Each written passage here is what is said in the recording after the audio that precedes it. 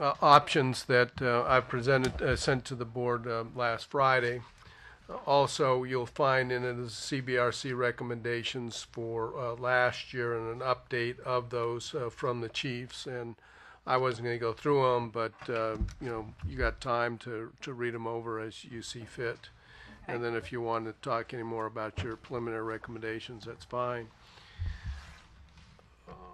So what I sent to the board was 3 scenarios. We're going to call the scenarios 321 and 222 and then 332. And with those designations are the 3 is 3% to all of the teachers, librarians, counselors, and teachers, counselors, nurses. Yeah, I've got it.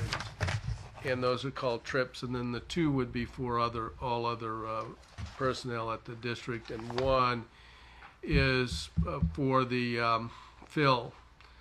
So the fill rate would allow us 1% to reduce our expenditures. That's a 99% fill rate or 1% Yes. vacancy. Right, 99% fill rate for 1 will represent a 1%. Exactly right. May I ask you a question while it's on my mind on trips? On this worksheet that Todd started, where are executive salaries in any of that, or would they be an auxiliary staff or other support staff? Is it all inclusive what we get out of ERG?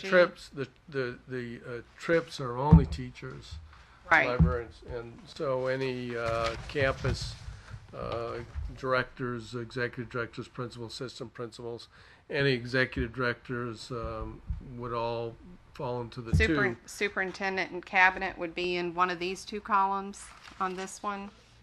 Yeah, I don't know off the top of my head. I'd have to look at it, but remember that in our calculations, the superintendent, the chiefs, and I believe executive directors are not to receive raises. I knew that. And they're not trips. I just it's a little bit off topic, but I had someone who had seen this asked me where if this included all salaries. We got the data from the ERG, and I didn't know if the executive salaries and the EDs would be in the other. EDs would be in there. And they'd be in other auxiliary or professionals. Okay, thank you. They'd be in the professionals. All right. So what we're going to talk about is we're going to talk about the general fund, and we already talked about the 3% is for teachers related instructional professional support, libraries, nurses, and counselors, and then 2% for all other staff, excluding executive directors and above, and a 1% anticipated unspent salary or a 99% fill rate. What I'm showing here is when we went to the board on May 12th, we show the total revenue at 1.18 just under 1.186 billion, and expenditures at 1.199, which would leave just under $13 million deficit. Since that time, we went back because we did a calculation on what the Senate version and the House version would give us, and then we took the conservative number, and we also increased the local revenue. We increased the assessed value up to 3%. When we ran it through the formulas, that gave us an additional, God bless you, about $9 million more. And so what that then allowed us under the 321 scenario is that we would reduce that deficit to 3.8 or just under $4 million. So that's the good news. The other issue was the possibility of TRS increasing the contribution, and we found out that that would not go into effect until the year 2015. So our changes reduced the reduction in the 321. So the TRS would be calendar year or school year 15? I believe that, they begin September 1, so I think it would be September of 2015. So I don't think this biennium, it'll be the next biennium. Any other places where you can get the money? The 3 million? Oh, well, we're gonna wipe that out pretty quick. And I will tell you that also over the weekend, the joint committee, the Senate and the House, came together, and I believe it's something like $3.5 billion. What that's going to mean to us, we don't know because we haven't run the formulas, but we're working on it upstairs as I speak, or I should say my people are working on it upstairs. So that could mean more money. Now, one of the other things that we found is an update on the assessed value, and it looks like the assessed value is going to go up to 5% from 3%, so 5%. Now you got to remember that the state kind of looks at the portion that you collect locally and the amount that they give us as kind of in the same bucket.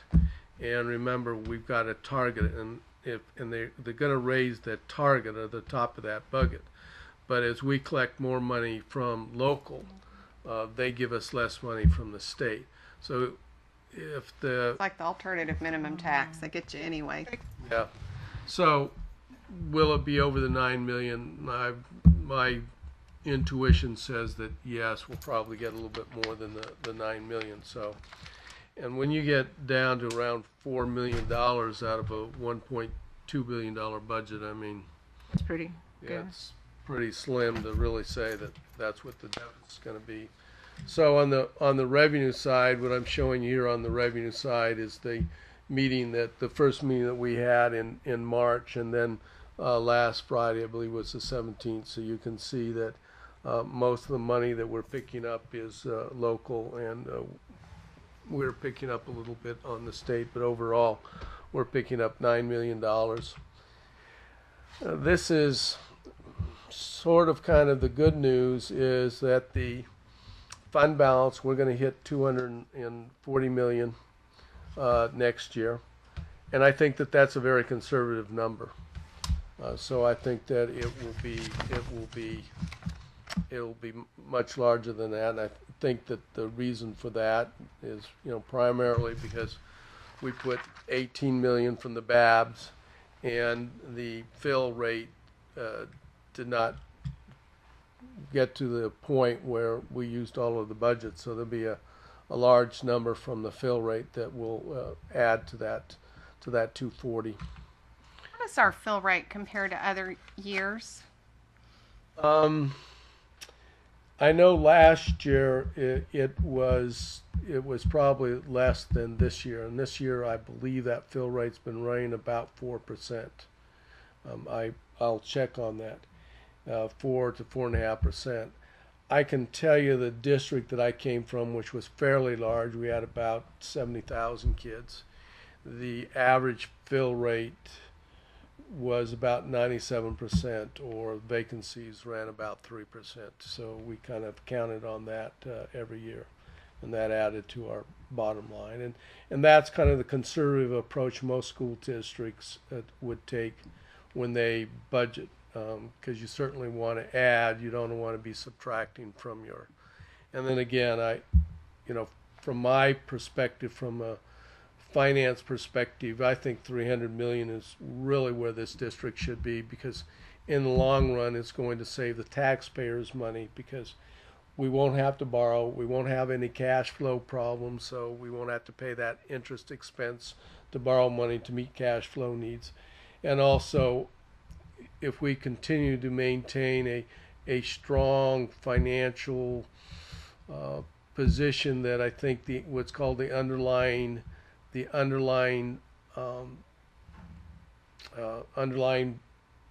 recommendations from the outside bond underwriters, the bonds like Standard and Poor's and Moody's, that rating, that underlying rating, when that becomes stronger, that means that we get to sell our bonds cheaper, which means that the overall mortgage rate's going to be cheaper, paying those bonds back. So that's what a strong fund balance will do for a district.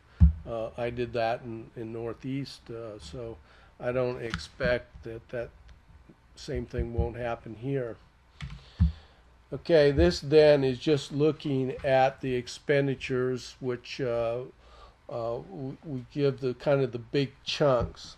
Where are the monies? Well, staff, what is staff related? You can see the biggest goes for the raise, the 3%, 2%, and also what the district is doing is that they're going to give increases to the contributions to the health plan, which they hadn't done in 6 years, and that's 7.4. So you can see that the biggest chunk here is staff-related increases at just under $30 million.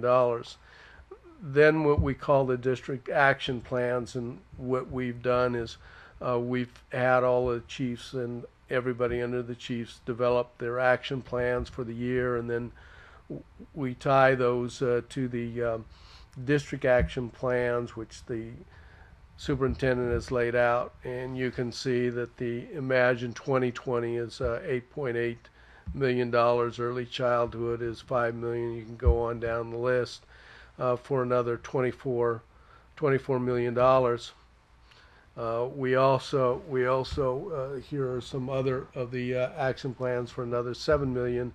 And then the systems 32, if you remember that when the superintendent first came on, he identified 32 areas for improvement, and he called them the systems 32, and they're spending another $4 million in the systems 32. Well, with this, then also what I'm showing you here is I'm showing you where we're going to be reducing costs from this year to next year.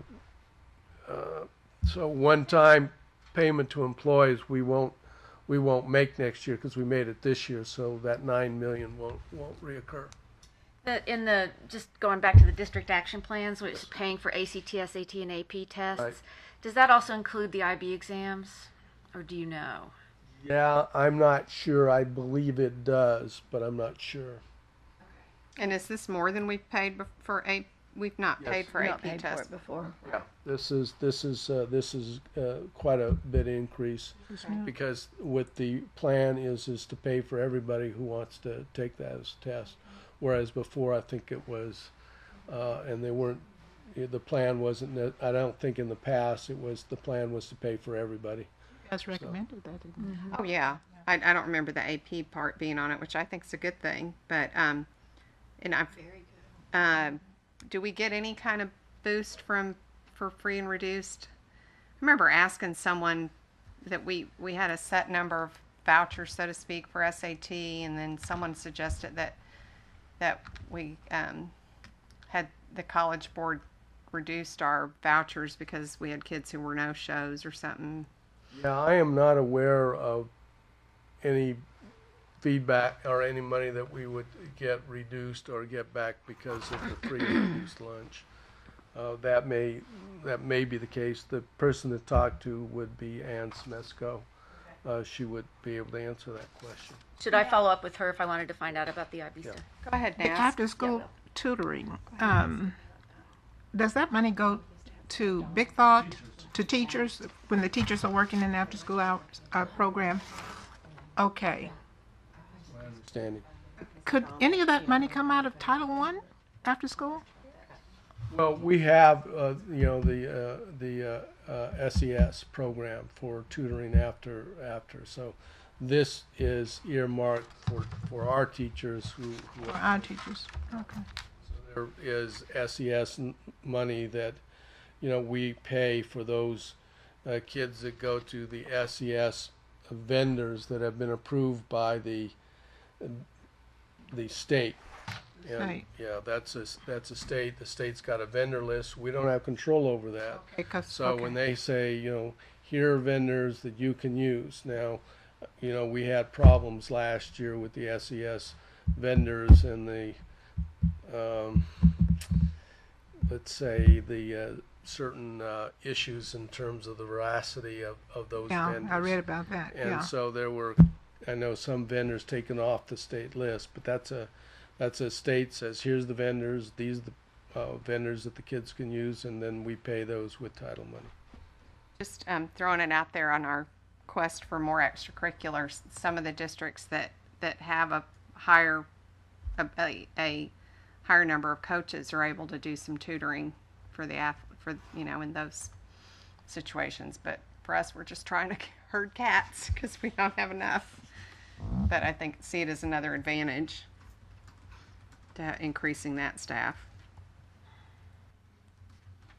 This then again is as I say, is the list of items that won't be funded in next year's budget. You can see the largest part of that was the one-time payment to staff. We talked a little bit about the SILT not being funded next year. And then what we also did is the 1% anticipated unspent salary, or the fill rate, which is 9.1. So overall, it's about 37.3 million that we would reduce before we did all of the add-ons. This then is the budget on the expenditure side, and the form at which it will be presented to the board, which is by function code. And function 11, which is the top up there, that's increasing by 26 million, I believe, $26 million. And that's where we want to spend the money, because function 11 is the classroom. So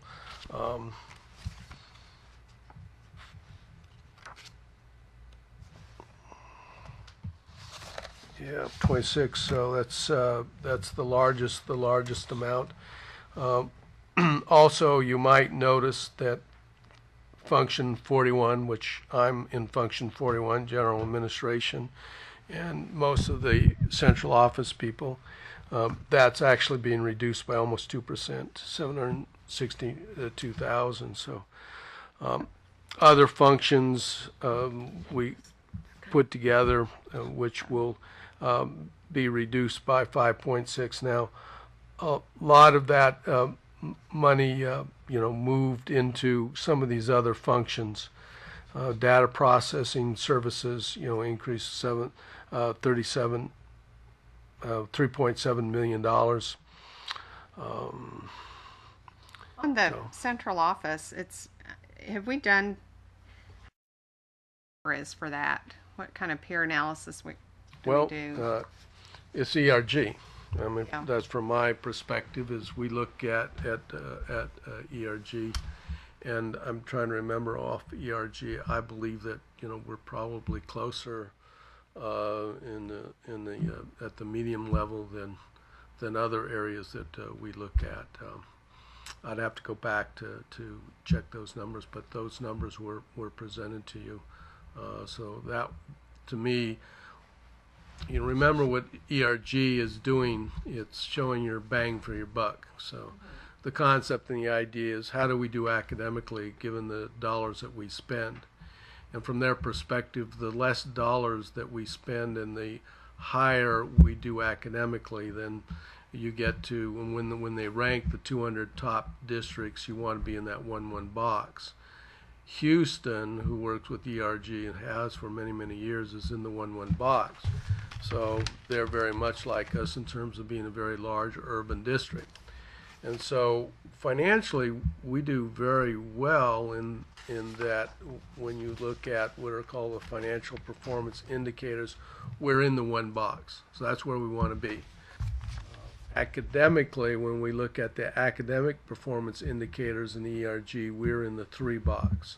So we would be considered a 1-3 or a 3-1 school district, not a 1-1, which would be Houston. So academically, we need to move in the right directions. Now, the presentation that was shown to you, last year's numbers, we were moving in the right directions, meaning we were moving closer to the 1-1 box, but we hadn't gotten there yet. Can we spend a little less money? Yes, we could spend a little less money, move even further to the left, but we'd still be in that one box or the first quartile. So academics is really what needs to focus. And do remember that when he presented, there were two things that he said, is that one is the number of staff and the years of service didn't seem to make a difference in terms of how you do academically. At one point in time, when they made the report for showing social work services, Yes. I thought I had seen a 0 or whatever. Where are the social workers?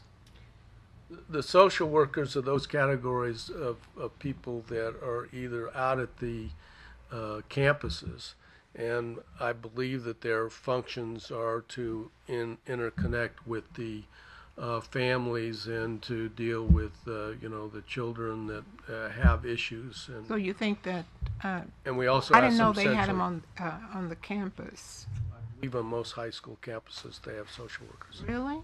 I've never had. No. I've never seen one. And then on that pie chart, it seemed as though it was a 0 for social workers. They may not call them social workers. But maybe they put them in those alternative schools, perhaps, They could. like at Lacey or schools Or, like that. Or those Because- those sites like on TJ's campus, they've got a unit that's a cooperation with the hospital system. Maybe that's where, because I was really concerned about the fact that we don't have social workers, and we have a lot of social issues with our kids. They're really good at knowing where agencies are that can provide support, so you don't have to pay for things. Yeah, I know we outsource this. Well, I guess that's part of DISV.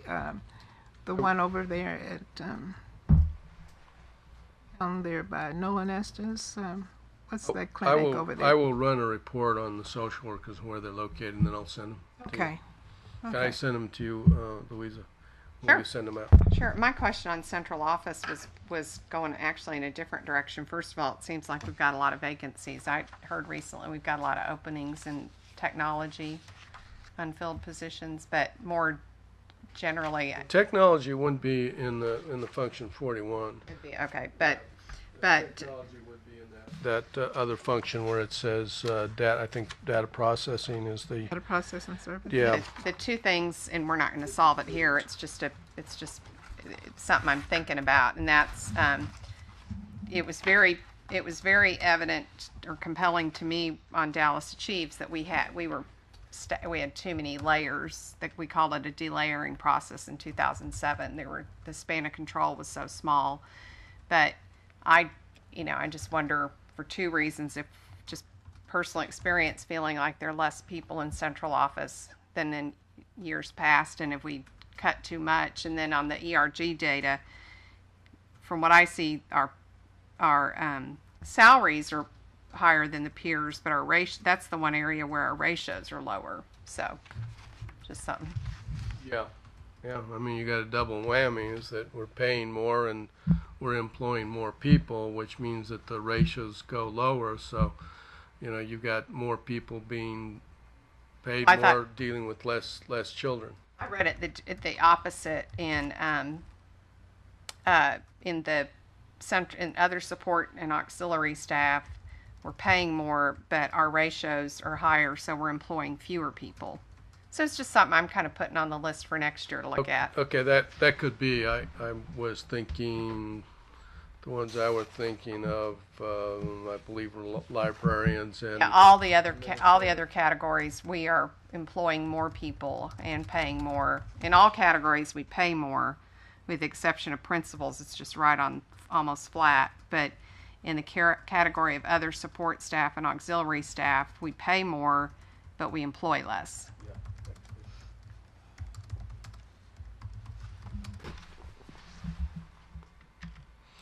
Okay, the next scenario is the 222, which means 2% for the trips, which is instructional professional support, 2% for all other staff, again excluding the executive directors and above, and a 2% anticipated unfilled rate. And what does this do? Well, what this does is you can see the revenue. We made the same change to the revenue. It did lower the expenditures, and what it did was it gave us almost a surplus of $11 million, just under $11 million.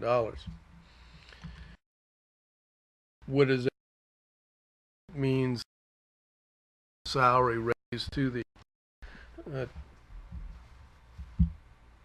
trips people and everybody else was lowered, and I know that that was part of the CBRC recommendation was, maybe we don't put as much money in the salaries, and then that would give us additional money to put somewhere else. The superintendent has not given me any directions, nor has the board given me any directions as to if we were to adopt the 222 rule, the $11 million that we would receive, what we would do with that, whether it would go into the fund balance or we would use that for other programs. So we are looking at some analysis now, and we've gone back to some of the extracurricular people and asked for a development of priorities. So I think that the board and the superintendent heard you all when you made the presentation. Do note that the list here is the same list you've already seen in terms of where the money would go. None of that changed. The only other change is then the reduction due to the fill rate, which added another $9 million, and that's how we got to the almost $11 million surplus. Just one question, the 2% raise, does that include the step? No. Okay. But they would get Now, the what step? they might do is they might give it the step and then add to it so they got up to the 2%. But it would be 2%, and I don't know off the top of my head the percentage increase each step represents. It varies, but it averages out to about,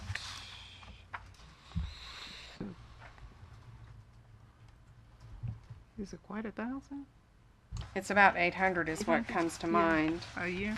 That would probably, on average, then just make it a little bit more than 1%. 850 on average. Yeah, okay. We use about 60,000 for the average teacher's salary, and that means the 1% would be $600, 2% would be $1,200, so 800 would make about 1.5 on average. So it could include the 2% plus the step, or the step could be It could be the step, added into and the 2%. Well, the scenarios, 2% would make it a little bit better than the step in most cases. But yeah, Because it's usually not, when I've looked at it, it's not consistent across all steps. so would you just delete the step? No, 2% and not the step? yeah, we just give 2%. the instructions were to look at the different scenarios, what was the original proposal, and then whatever the package would be, what with the insurance and with everything, because that the board had approved 2% back in June. So if you held it to that, however you made it up, and you could do a lot of things. You could change the trips category. And you are going to increase the health insurance. This is, a scenario Right. of increasing the health insurance. Okay. You can still see that the overall compensation to individuals for salaries and benefits is over 20 million. Mm-hmm. It's closer to 30 million in the 321, and in this case it's it's over 20 million, but so it's still a pretty good benefit package, I think. Salary and benefits package. Now you can see, instead of adding $47 million to the previous budget, we would only be adding $32 million to the budget. You have to remember that that money, a lot of that money is coming from the unfilled rate for the school district. But again, property most of the increases, of course, is going to be in the basic instruction. That means the classroom. But do remember the instructional resource media, which is libraries and the curriculum and instructional staff development, which is also for teachers. It's also increasing. So you can see that it reaches over $17 million that would be going into the classroom, or approximately 5% of the total increase in the budget. Then the last scenario, which we were asked to run, is the 332, and the 332 is a 3% raise for the teachers, related instructional professional support, 3% for all other staff, again excluding the executive directors and above, and then a 2% anticipated unfilled rate. So, I don't understand that last one. well, it means The vacancies. anticipated unspent salary. What that means is that if you came to work for me, I would expect to be paying you, your full salary.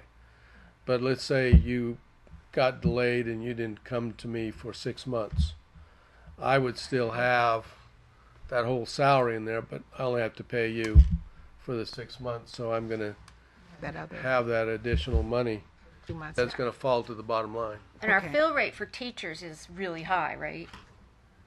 But our fill rate for other things Yeah, not as high. yeah. I mean, I think that's an important distinction to make, because if we're projecting what our fill rate's going to be and then we're basing savings on that, it doesn't necessarily sound great to community if you're saying, well, we're only going to have 92% teachers on the job. But that it's really much higher, isn't Yeah, it? the HCM this year has really concentrated to get the teachers into the classroom and to have very little vacancies up on that side. And I do believe that it's less than one teacher per campus.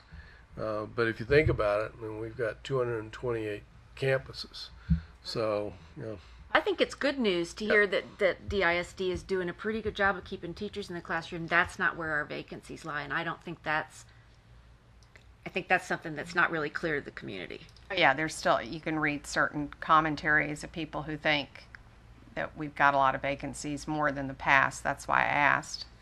Well, we probably have more on average than last year. I mean, part of the issue was at the beginning of this fiscal year in July and August, the number of resignations and turnover was huge. I think Chief Glover started out with something like 2,600, which was huge. And this is the beginning of the summer, and I know that most school districts make a real strong effort to try to bring in teachers in early spring, March, April, May.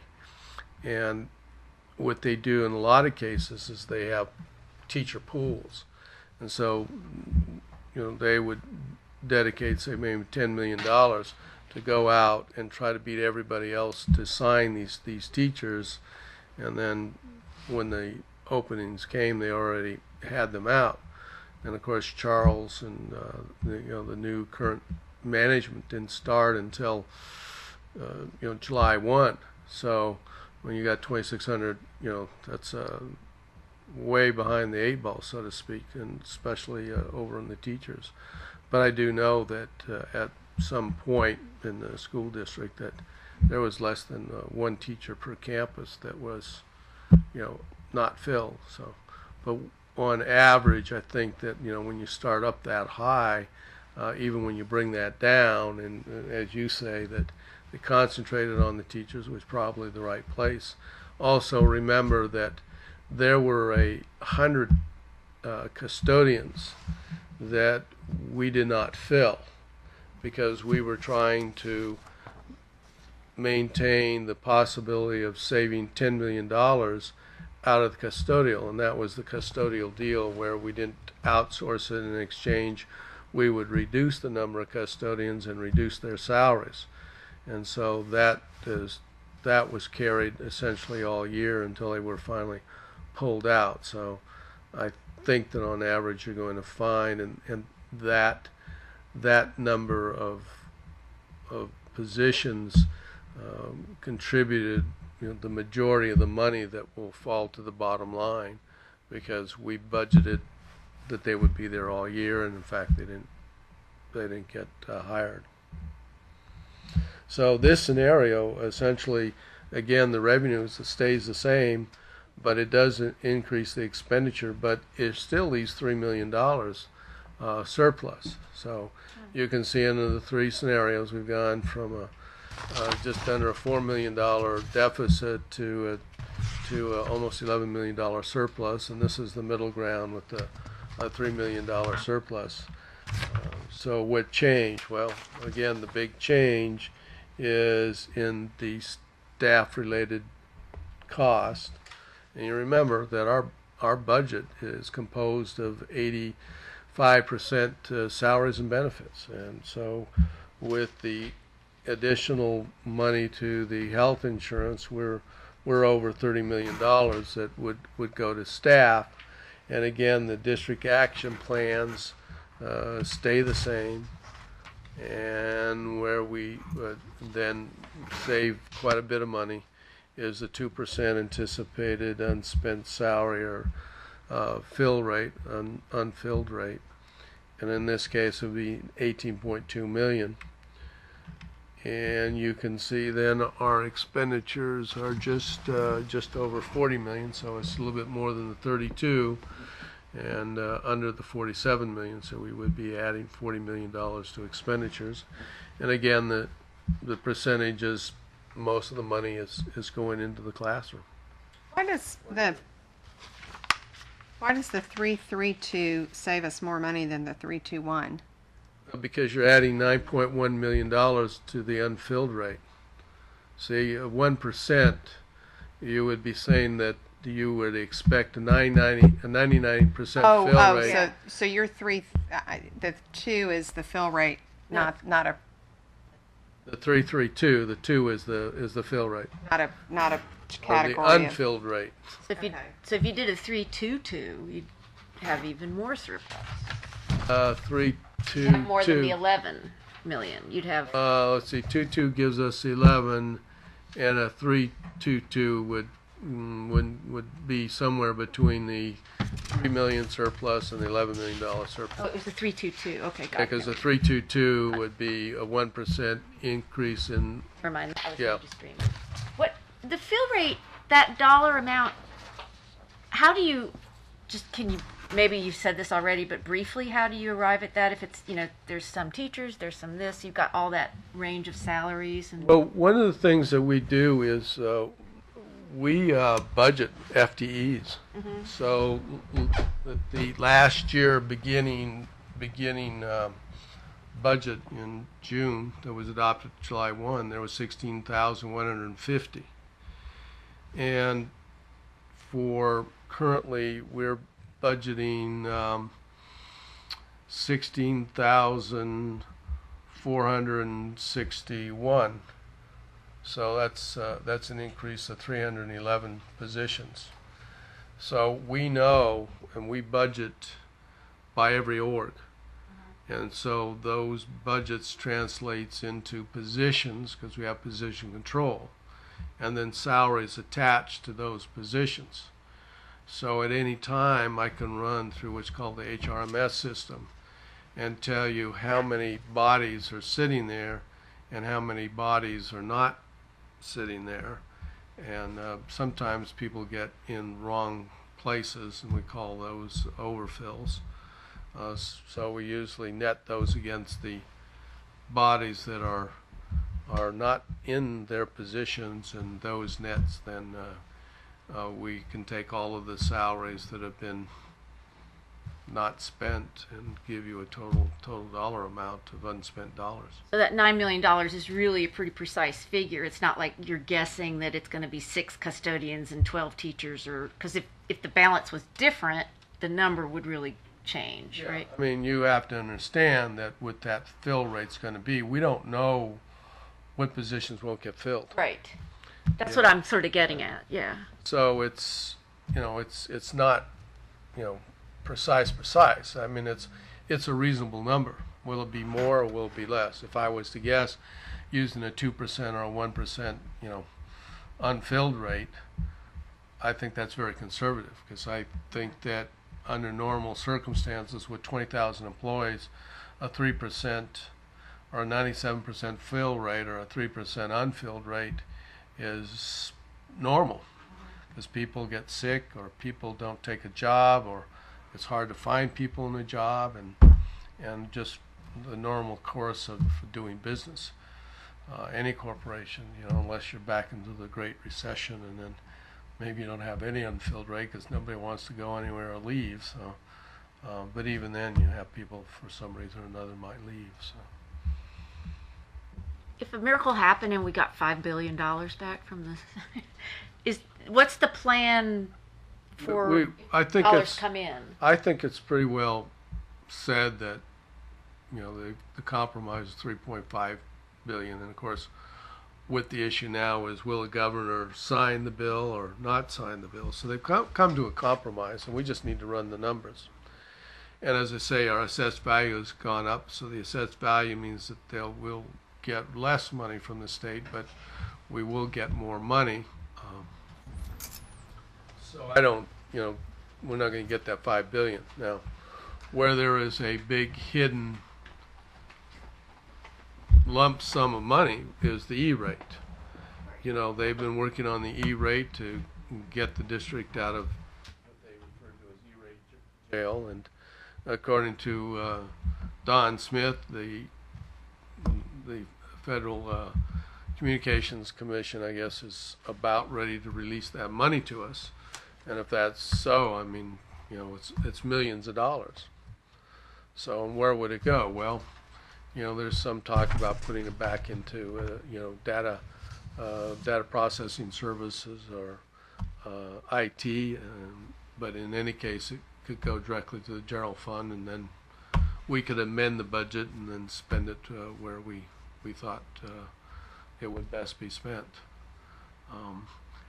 Again, using the ERG, I don't think that financially that this district's in good financial shape right now. This district will be in even better good financial shape at the end of this year. Over the last 2 years, we've been very conservative and very tight. So that's I don't think that that's as important issue as academic performance. And I know that this commission came into the middle of the Great Recession, when it finally kind of hit school districts, and the state did take 100 million, if not 150 million, depending on how you look at it, from the district. But as it turned out, did the state really need to reduce $5.4 billion? No, they didn't. They had a huge surplus. And now the question at the state level is, well, how do you give it back? Because now they got constitutional issues about how much money they can increase their budget by, because they've got a certain cap on the issue of increasing the budget over a certain amount of dollars. So, as I said, this district, I think, is very good position financially.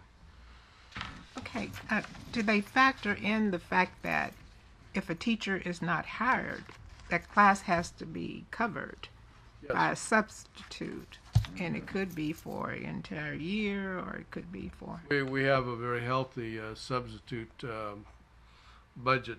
I know that was brought up one day, and I think I had said I didn't think that I thought we left some additional funds, but we didn't. Matter of fact, I think we overspent the funds by about $1 million. And I want to say the substitute was something like $13 million, which is pretty hefty duty amount that you're spending for substitutes. So was there a teacher? I think that there's probably a teacher in practically all the classrooms. Now, I don't know exactly maybe where it was or wasn't.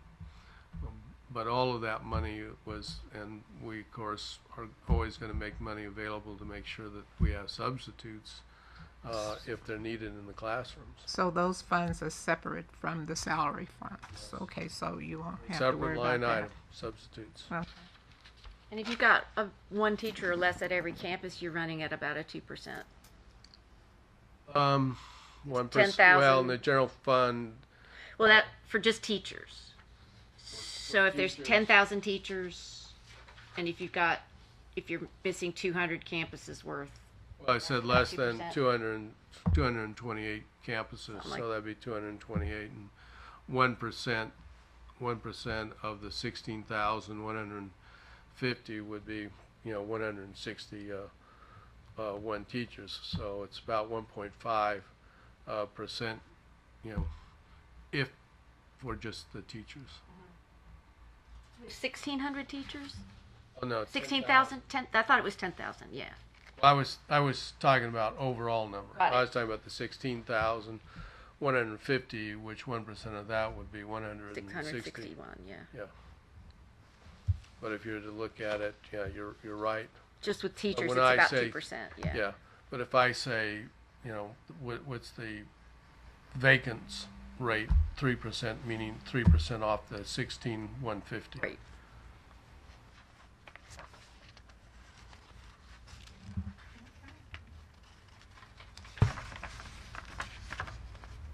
So this will be, they've received it and it'll be presented to them on the 30th.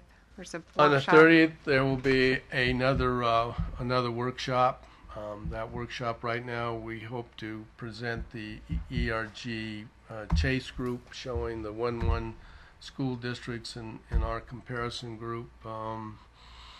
We'll try to show schools that are in the 4-4 box versus schools that are in the 1-1 box. Campuses or districts? Campuses.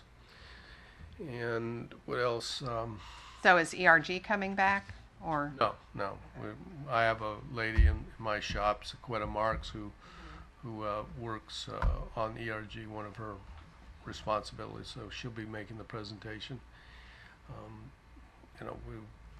If the superintendent wants to discuss extracurricular issues, then we will be prepared to discuss extracurricular issues. Uh, Don't expect the budget workshop on the 30th to run as long as it did on the 12th, right? Okay. Is there anything you want to point out to us on the recommendation update?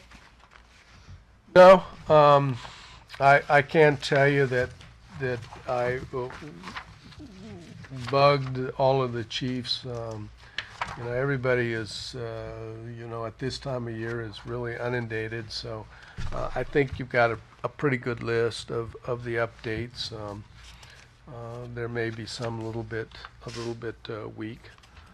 I just went through and scanned them real quick, and just to say, for the sake of saying it, it occurred to me when we were looking at all the extracurricular stuff that, we've got this ironic similarity in that we're losing $22 million a year in WADA because of our attendance rate, but yet we're $20 million lower than our peers in extracurricular. So I said briefly when I present it to the board, you could invest now and get reimbursed, so to speak, theoretically, and increased attendance. Of course, anything we do with extracurricular, it's got to be strategic. We can't just throw money at it. It's got to be a way to grow the programs. But, it's just, I think about all the truancy programs, and I think, what if instead of a phone call to say your child was absent today, it was your child just made the choir, or your child just thinking out of the box, and we're so I worked punitive. at a school like that when I first moved here.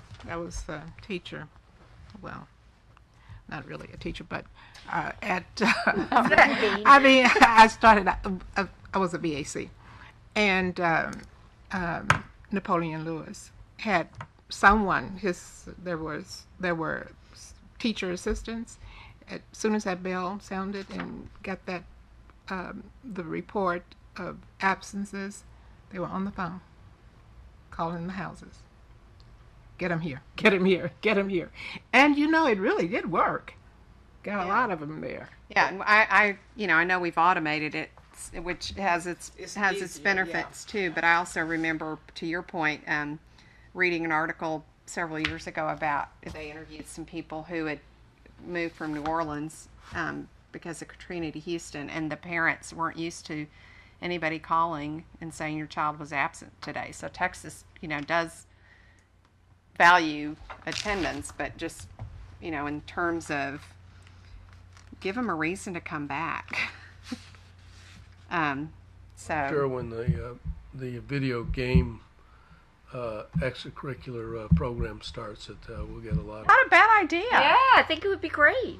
Is that something being talked about, or is that a Jim Terry idea? That was a Jim Terry idea. But it's I come back for skateboarding. yeah. Okay, there you go. Beware your wrists. That reminds me a little out. It's since we have a little luxury of time and we don't have to use it all. But I still believe, I know it wouldn't solve the substitute problem, but I still think it would be excellent professional development if every non-teacher had a day a year they served as a substitute. Yeah, I Training. Yeah, that they. right. Yeah, if you have to fulfill the requirements of being a substitute. But I just think that Sequetta has one day where she They goes have out one to day campus. here. I went through it in September. No, not training. She's No, talking you're about in any the administration. classroom. You're a substitute for a day. That's what I'm saying. If you, yeah, there is a training at the beginning of the year for all substitutes, and they take them through the child abuse. They take them through all the departments and things like that, but not actually instructional. Yeah, but I'm saying that Jim Terry has one day a year where he is a substitute Oh, I see. Oh, at Adele Turner Oh, or that's- at. I'm not sure that would be beneficial to the students for me to be substitute. But I will tell you what I do is every Wednesday I go down to Bushman Elementary and I spend lunch with my lunch buddies. So Good. oh, okay. Well, so if everybody did something I like teach him that, how to play checkers with the hope someday he'll play chess. So. But to me, it's the experience of, I've been in the building.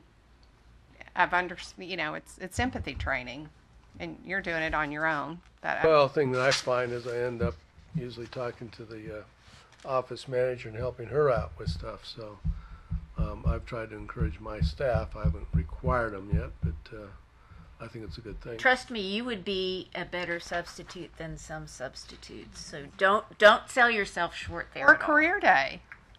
You know what I'd do if I was in a class? I'd take them all outside and we'd play football all day. We're going to need a lot of that these last 2 weeks of school for elementary and middle school. And But I like that, and I know, like, Justin Coppage goes over to J.W. Ray and tutors, and I'm just, does anyone, you all are doing that on their own, or is there any Mike kind Morath of does reading partners. Well, what happened was I took one of my budget analysts and we went down to talk to the office manager and the principal about his budget, and there was this kid. His name was Jordan, and he was sitting in the principal's office. So we got into conversation. He got into a fight, so I asked him if he won the fight. He said he didn't know. So being recorded? said he said he was sitting on top of the kid and he couldn't hear what the kid was saying, so he wasn't sure if he won it or not. So anyway, That's so the kid that that led. you are working with. Yeah, so I go down and I gave him a football, and we got talking about football. So That's great. I enjoy it, and it's amazing eye opener in terms of looking at why I'm here. So Well, you have that, the personal connection is so important, but then you also see the facility, something about you get a glimpse of the facility and what's, just like the superintendent making visits, and you see what's working and not working, and I love that. Thank you.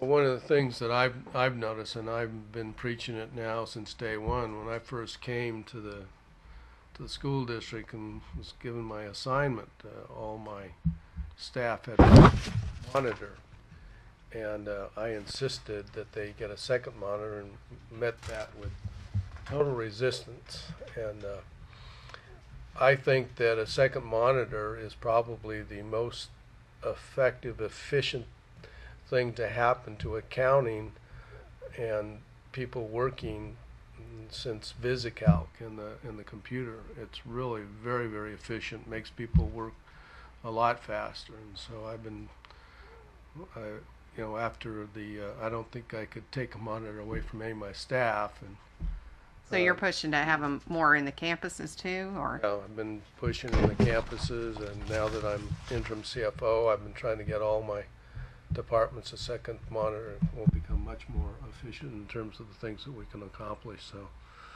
Just imagine it on some of our 60-year-old campuses, but that would be nice. Go ahead. I Do mean, you if think you they all would- don't have two monitors and work at a desk somewhere, I suggest you get a second monitor, and you'll find you can't live without the second monitor. A monitor. Computer monitor, you've got more data up on Yeah. your screen. What happens is you have to key in stuff, so you can put the screen, put the paper on one screen and then key it in on the other screen, and you have to be switching back and forth, or you don't have to make a paper copy and put it down and then key it in. So Do you ever think that, do you think that they will ever take a look at compensating teachers for their unused days? You I'm think going this to take district- take because to this the. is I'm- not in here. Yeah, I'm going to take to the board a. These are last year's. Okay. I'm going to take a. He's had that I'm going to take experience. to the board. We worked on it in the principal's budget committee, and I'm going to try to take to the board next workshop an incentive for unused days. Right. Now, right now it's would be low cost, but I do believe that That would be that's- better than yeah. nothing. And then, in terms of that, even if a teacher decides to separate from the district after 4 years or after 3 years, but if they know that that's in place, maybe they will also come to work more frequently, and so they can have a nest egg rather than. The chart that I provided, I believe this committee, you will see that those So crucial. those teachers who were leaving significant higher use of days than those teachers who were staying. So So I do in our data, yeah, that is true, but it's factual. It just happens that way, and because there are teachers who are leaving at any point during their career, and they know that they're not going to be there for 5 years. But if they know that they can be compensated for their unused days, perhaps they will come to work. I know the district I came from, we paid $75 a day, Yeah, which is a lot less than the daily rate, but it still was but even motivating. if they pay $90 or 85.5, that's just a little lower than what you would pay a substitute. So you still will save a little money, and but that adds up when you have 100 days.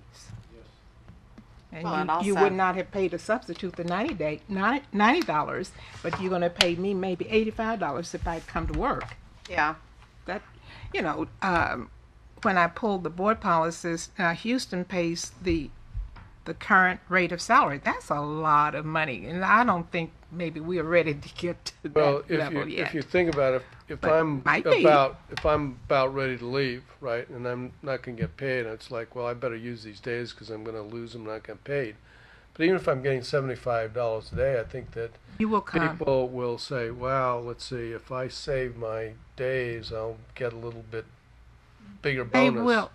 When we were Do given the difference. average, and I think Glover gave us an example of an average, that doesn't work, because an average would mean that all of us retiring at one time, we're going to get the same amount. And so I have 85 days, and you have 5, and you use your 5, and I might not use mine. I'm going to get the same amount that you get. That doesn't really work. But if I wanted to save 100 days and I got $75, well, that's a plan for me. That's a plan. That's an individual plan for me. And that would mean that I would be in that classroom with those kids, which is so important. I would hate to hear someone say that they were going to retire. And I went to about 3 principals here in Carlos District, and I talked to them about it, and they said it's so crucial because you don't get them. They don't Well, come and, to and then you hear the stories of somebody saying, "Well, I'm going to quit, so I'm going to be sick."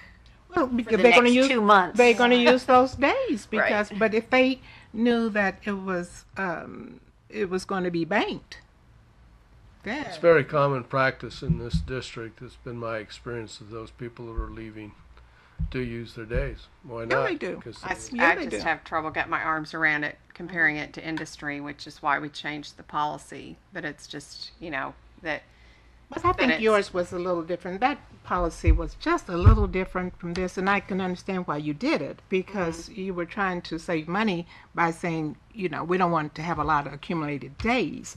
But even at the time when you put that policy in place, there were teachers who had 100 days already saved. Right. It's a tough thing. But those are two kind of different. Well, it's tough to policies. change what's been going on historically and expectations, but I feel like it needs to be market driven also. But absolutely, the most important thing is what keeps them in the classroom. Right, and when I thought about it, it's more or less for teachers. It's great for the principals to get it, and I hope it could move to that level. But the important thing is to keep the teachers in the classroom so that we can keep our kids learning, without having to sit back and let somebody read the paper or whatever because they're just there for a day or 2 or Right. 3 days. So I'm going to put it in your hands. I know you can make it happen. Yeah, well, we are going to make a stab at a modest incentive program. Yeah. So we'll see what the flavor of the board is, and we'll proceed from there. Yeah, we had, I read where there was another district that they capped it at 50 days. I don't think we should cap it because after 50 they're going to go home. So we're not gaining what we want to gain for our kids. Yeah. Well, hopefully we have lots of reasons that they want to be there anyway. Well, that's true. I wanted to be there and I was there, but yet and still, I don't blame them for taking them. I don't blame them. I really don't. Well, looking back, I have a couple other comments, just generally on the past recommendations. Reading through the progress, I remember the last time that we talked about collecting, establishing reason codes for why kids arrive late or transfer or whatever. It hit me mid-year. I guess it doesn't have to be a mechanical solution. You can have you can have a sheet of paper and a form in the registrar's office and just gather information manually. It's October. Why weren't you here in August? And just do these. I feel like whether it's this or whether it's the response on security and or What whether page are you on? on the reason codes, I'm looking at page 31. That was where it's we in 2011 we said, well, we've got a 30% mobility rate when it costs us X. So why don't we try to come up with a strategy to lower our mobility rate? And you can't lower it unless you understand why you have that high mobility rate. I felt like the discussion at that day was based on old information. And it might be the same old reasons that kids come late or transfer, but I feel like, and then what I see in the field, so to speak, is, we've got some transitions at 2 schools in my part of town where apartment complexes have just come down. And sometimes it's family reasons, sometimes it's we've been, our lease ran out or whatever. I just feel like we're accepting the situation instead of trying to improve it. We're not collecting data that would help us understand it Correct. and solve the problem. And I think the if I remember the response by right. Gray, essentially was it was pretty hard to collect that data, especially if you're going backwards. And in terms of, I wasn't saying going backwards. I was saying, August 1, someone, it's retraining the registrar to ask the questions. well, that's right. And maybe, if you think about it, maybe you could develop not a cube. Survey Monkey. Well, like a survey monkey, but what is that process in which you come in and you push the buttons, and that it be an automated response. So if a child comes in to say, well, I'm late, and what's the reason you're late, and then you push the key and you automate that, and I'm Jim Jones, and I'm late because I went to church, and push that button, and I'm not talking about late, tardy. I'm talking about I didn't enroll until September 5th. But you could do it, all of it, because really every single day also affects. True. So if somebody doesn't show up for school one day, Right. which I've never really understood why, if my kid is sick, we lose Yeah, money. But that's true. But Maybe it's there all that paper in the. Maybe you can identify it on the application when they register for that year. And when they come in that week late, there may be some kind of code. Could Right. be, why are you just now registering? He was saying, the code, to put it in the computer would be cumbersome to program. I'm just saying, do it on a trial basis where each registrar has just a piece of paper and tick marks. Because they can take it from that Well, application. I do know that the registration process was pretty antiquated in that parents had to come to the central office, take a piece of paper, fill it out, go to the school they were leaving, get the signature, go to the school they're going to, get the signature. And I do Minimum believe, transfers and all of that. I do believe that the or even just moving. IT department has automated that. My suggestion, I don't think so. no, I mean, I'm not. I just know that from other people that are doing it. They're going from school to school still.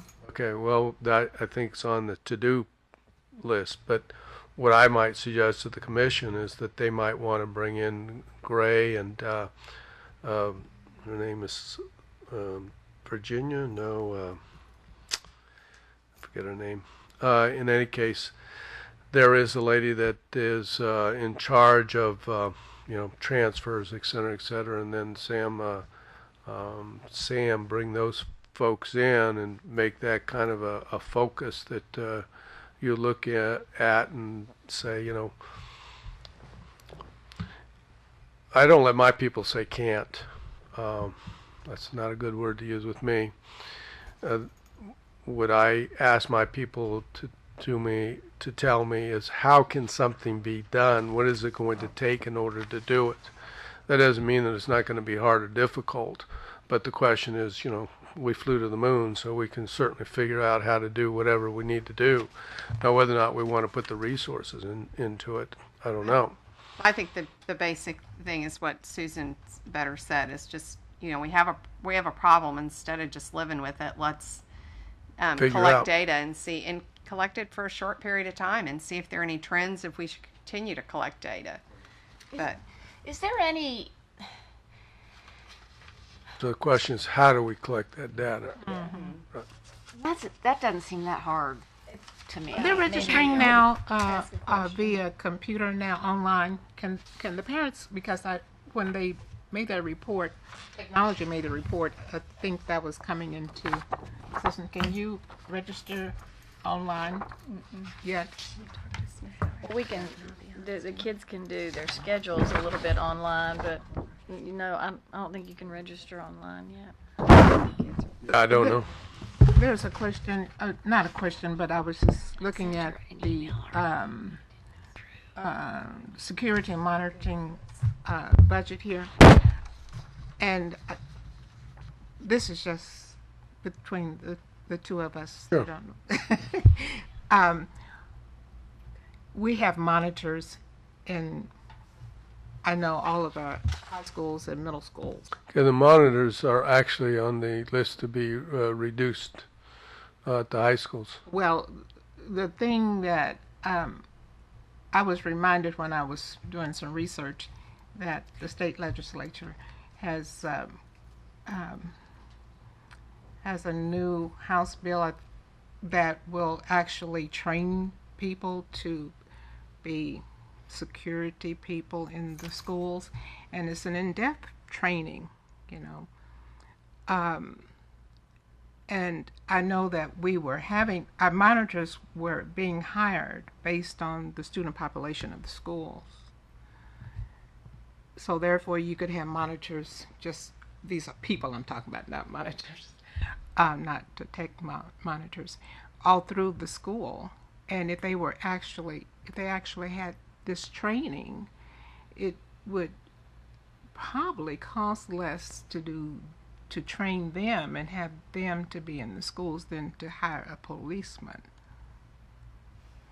It's just because I don't think that they are actually trained per se to do anything but to walk the halls and to get kids to the office if they see them sagging or being late or being disruptive, and Yeah, I would assume that certainly monitors that went through some kind of training, would certainly be less than hiring a police officer, because in fact the district has a real police force that has to have X amount of training, which is equivalent to the same training that the Dallas police officer would go through. So, and we're going to start an academy, a police academy here at the district.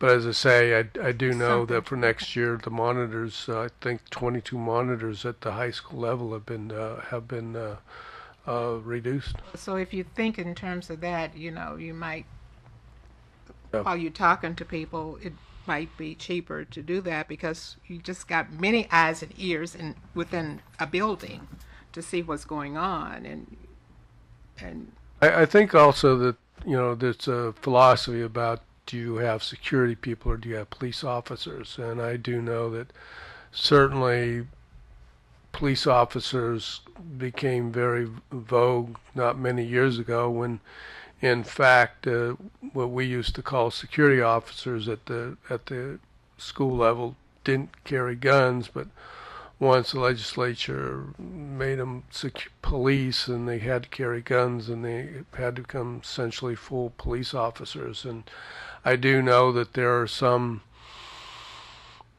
discussion, I think, at the school level, district level, about is police officers the right folks to have in campuses, because then the issue becomes, if police officers are too ambitious or too aggressive, they can take children and put them into the the correctional system. And the question, They are take it kids that a lot young faster, really, yeah. really should be put in the correctional system, or should it be done at a lower level? I'm not at a campus for obvious reasons, so I'm not sure that I could, and it's certainly I not think at they can get Dallas. a ticket as so, early as 4th grade. Yeah, so. So, but at that level, there aren't any monitors in the building, or no one to help a principal or assistant principal. I guess that assistant principal has to be trained, in restraining a person. But it had a long list of the kinds of things that they were expecting to train people to be in the schools. And so I'm thinking we already have the monitors. Well, this would certainly be an issue to talk to, and again, if you were to make to-do list for next year, that might be an area you want to look into.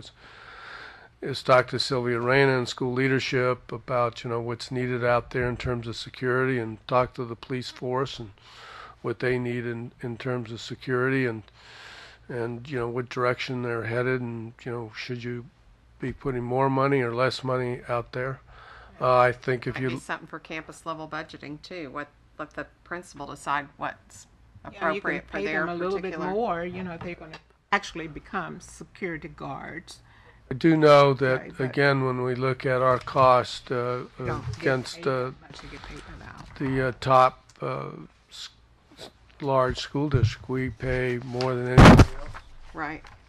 for monitors. No, for police, for police. security. Oh yeah, it's expensive, and then you're paying them, and you're paying monitors to be in the buildings, and you got the double. I Something don't. to look at. Yeah, monitors actually aren't budgeted in the security area. They're budgeted, I believe, in the Okay. campus administration. Administration, yeah. Function But 23. still. Well, that brings up something just whether it's increased salary or increased lower class size ratios or different security approaches or more for technology. I also feel like in the future, I'd like to see a campus survey of, I know they do climate, but something in the climate survey of teachers to say what would make your job easier. You know, are you going to be happier with more money or more a better operating facility or lighter class load or security or, you know, so who does the climate survey? That would be Cecilia Oakley. Interesting. Yeah. Was it done this year? Did they do one? Yeah, they've actually they did one beginning of the year, and I believe they've just finished one. Did another so. one. And, you know, good things to put on it too, yeah. My group meets with office managers centrally and campus-wide 7 times a year, and our last meeting we asked for feedback as to what it is we can do to help or improve. How did that go? It usually goes well.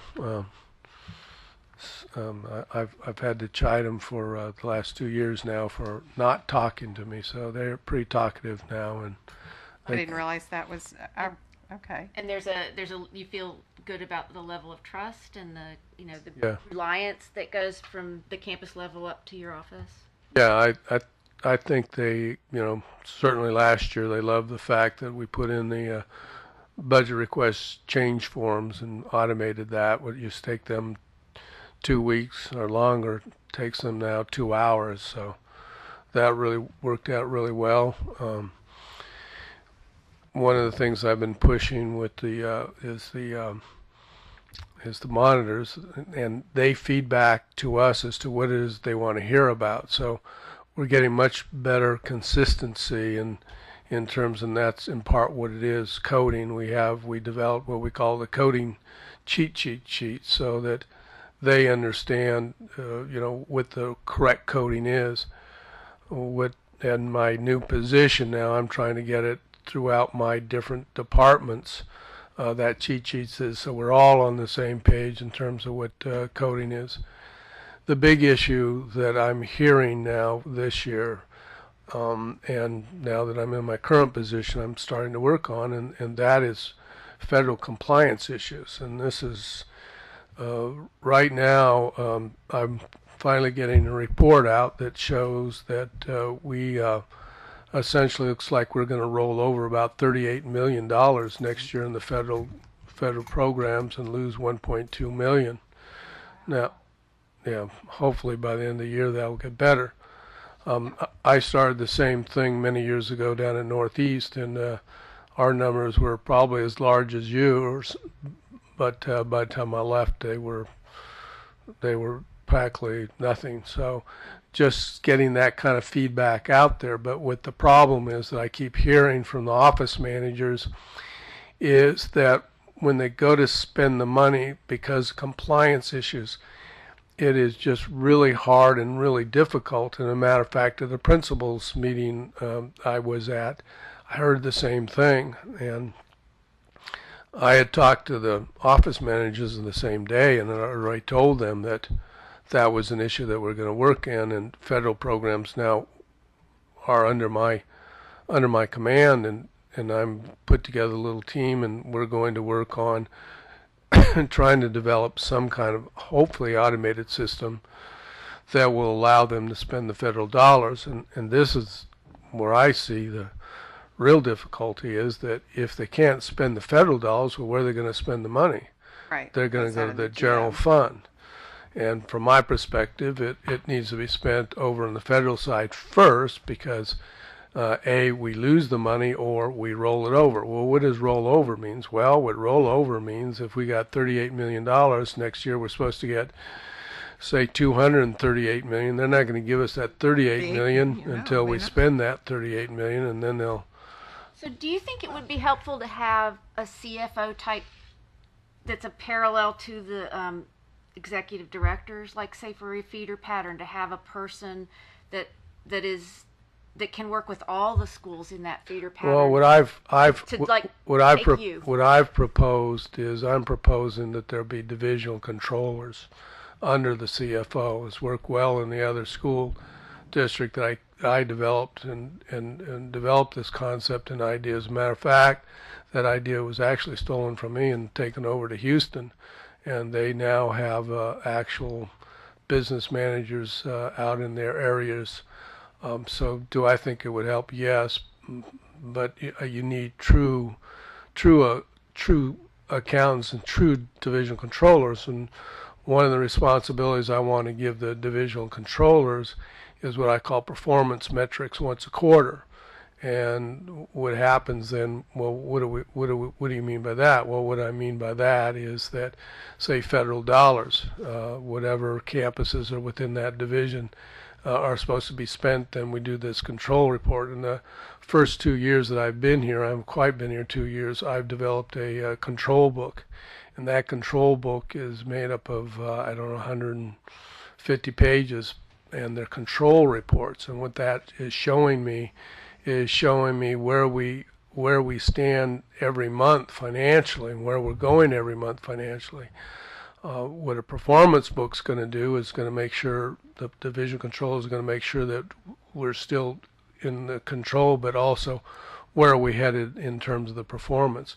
And certainly the superintendent, in terms of his key performance indicators and success indicators, is in the same direction. So now we have to tie those to what are called benchmarks, and so that's kind of my vision. Now, whether or not that happens or not, I can't quite tell you right now because I don't have a control over that decision. But as long as I'm here, that's the direction I'm headed in. Well, do they still have to do a budget for the upcoming year? Yes. For Title I, and then list perhaps the people they plan to hire, and that's done in April, isn't it? But Yeah, how they're going to most of the federal programs are going to be in June 30th, but some of them have other ending periods. Right, Now, yeah. whether they have a budget in the sense of what I would call a FASB budget or a budget on a monthly basis, that's not usually the way government's budget. The way the government's budget is you budget once a year, and then what you do is you figure out how much you've spent in a particular month based on this percentage. And that's kind of where most governmental budgets, and I've got a feeling that's kind of where the federal budgets stand. I carry on further than that, because what I do is I do what is called a variance. So we look at a variance between what they were supposed to be at in terms of that percentage or some other percentage based on a particular program or a particular organization, and then we forecast out where they're going to be at the end of the year, and we divide that then in between what we call controllable and non-controllable items. The controllable items, line items, are going to be controlled by the budget manager, meaning the principals or directors, and they're responsible for that, and they're responsible for making sure that they stay within the budget. The non-controllable items, my budget analysts right now are responsible for, to make sure that they're not overspent, and they also are the ones that are going to predict whether they're going to be over or under budget. And then what we do, there is about 319 organizations in this within Dallas ISD, and we predict what the income statement is every month. There are also internal service funds. Graphics is an internal service fund. Risk management's internal service fund, and then we have a enterprise fund, which is the certification, alternate certification, and we run those financial statements also on a monthly basis. And these are all part of the control reports to make sure that we're doing well from a control point of view. Well, I've probably gone way over your heads, but I was at one point in time Title I specialist within Mayor Roberts' area, and so I went to the principals and took a look at their budgets and to make sure that they would spend that money. And right, but you did it as a kind of a lump sum, right? well, no, I would go out there monthly and look to see how much they had left, and if they were not using it, we had to take a look at what do you need in the school, that you need it, and you're letting it go thinking you don't have the money for it, even. Yeah, I think that that's still happening, and I think that's why the principals were complaining about the difficulty it is and its compliance issues. And this district was in compliance jail at one time for not being compliant and been written up in our Helping 'em. financials. You're just helping them get it coded correctly. So It's a lot to read, but once you read it, it's not that hard. There's a lot of opportunity in this district. the last thing I wanted to do, but we can do it offline because we don't have that many of us, but I just pulled together the things that we've talked about the last 3 years. And so just thinking about how to do future meetings next year, it can be bringing people back. That we've covered a lot of areas. I don't know what we haven't covered, but bringing people back. Like I know several people asked me, where are we on career and college readiness? And I said, well, we heard from them this year, and then this year we had the vacancy. And so, if we were continue, that might be something to bring back. But get some thought to how to make the commission, work better, and maybe an approach that Jim and I kind of adopted mid-year was instead of, we have topical things on our minds, but maybe the systematic way to do it is have each meeting devoted to a chief presenting to the commission with certain areas under their responsibility that we have a heightened interest in. But give that some thought. So. Yeah, if you want to provide me with a tentative list, then we'll go ahead and try to stay ahead of the 8 ball, so to speak, and go ahead and schedule us. And then Susan, do you want to say what was on your mind, commission-wise? Yeah, sure. I really, I think it would be helpful. I've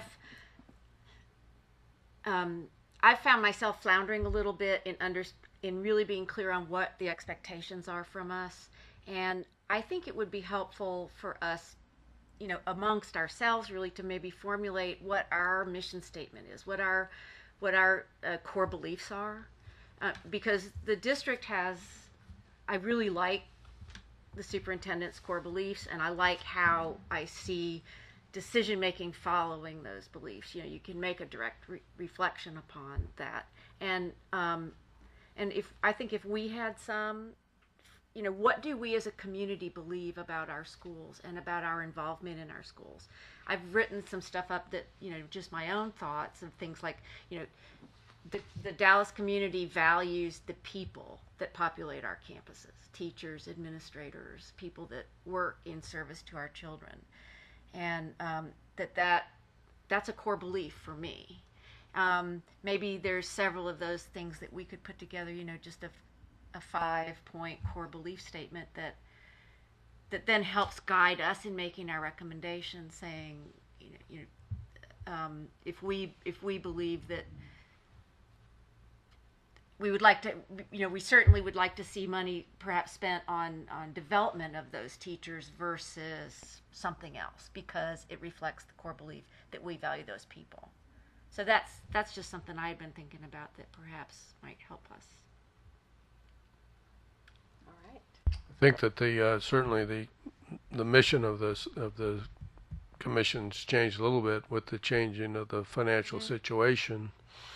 When you came about, we were in dire straits, looking at $100 million deficit, and now we've put in $100 million to the fund balance, so it's changed. With the leadership of the district, you know, with the new superintendent and the way Right. things are going for us to be able to find what's the best and most effective way to use our time and your time and make meaningful recommendations. And Yeah, and I think the superintendent wanted us to tie things to his, what he's outlined, but you can have some core beliefs of the commission that change with the representation of the commission, or that change with, or that are constant. So, anyway, so we'll just think about all that and Well, you've done a great job, a humongous job. Huge. And, been and which is good. now you'll sleep. yeah. With the core beliefs, and perhaps, I don't know how we interface with our, with our trustee when we are making these decisions, because when they come together and if they're in opposition of us, it's going to kind of look, you mean to tell me Lucy said that? I don't believe in that. Well, yeah, that's So I'm just wondering, if some of that has to come in place. Where Well, we I would think that you all would stay in touch with can your, sync with our, okay. And because do you we are come their together? representative Are to they this commission. representative? And maybe some of that can be talked about in closed doors. That's what And come up with consensuses, about Yeah, I think how we- we feel. So it might call for an additional meeting or two, but I think it's going to be wise. I just, for me, that's how my brain works. So that It would be more. wise. Yeah. But one other thing that Susan and I spoke about on the phone is also we are appointed by trustees, although I'm appointed by the superintendent, but appointed by trustees. So when I was the trustees appointee, I had a certain interaction of this is sharing information or whatever. But something else though that I'd like to mention to you is we also represent, just like our trustees, we represent our community. So if we want it to be better commission members, be finding out for ourselves from our community what's important to them. And so what I ask of you is, when you think about next year when they do the community meetings on the budgets, I feel like we ought to be part of that. The commission members ought to be the liaison that goes to those meetings and maybe helps you, because that's a way to solicit community input. Hopefully you all received invites. Oh, yeah, we did. Yeah, We okay. did, but it would have been would have been attendees versus participants. So maybe if we align the schedule to where, this is off the top of my head, but part of that presentation includes the recommendation, some of the preliminary recommendations from the commission.